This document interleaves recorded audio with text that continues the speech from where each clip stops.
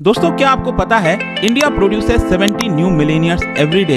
India के 2019 Lok Sabha election was the most expensive election in the world till date. इतना पैसा होने के बाद भी इंडिया में more than 67 million people comprise the poorest class who lack basic necessities like health, food and education. क्यों जब इंडिया में इतने अमीर लोग हैं तब भी भारत ट्रिकल डाउन इकोनॉमी का फायदा नहीं उठा पा रही? Why is the government fooling us with trickle down economy? पहले समझते हैं कि ट्रिकल डाउन इफेक्ट होता क्या है। So the term trickle down effect refers to a strategy जहां पर एक्सट्रीमली वेल्दी लोगों के टैक्स रेट्स कम कर दिए जाते हैं so that their income helps to increase the investment in the economy, जिसकी वजह से there is an increase in the consumption expenditure which helps the lower middle class and poor sections of the society.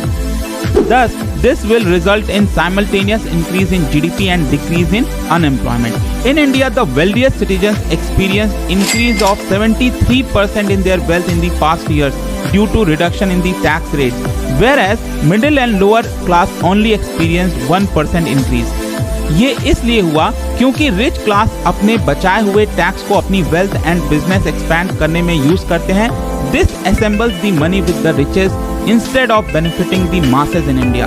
क्या India कभी trickle down effect का benefit ले पाएगी? What are your views? Let me know in the comment section below. Thank you so much.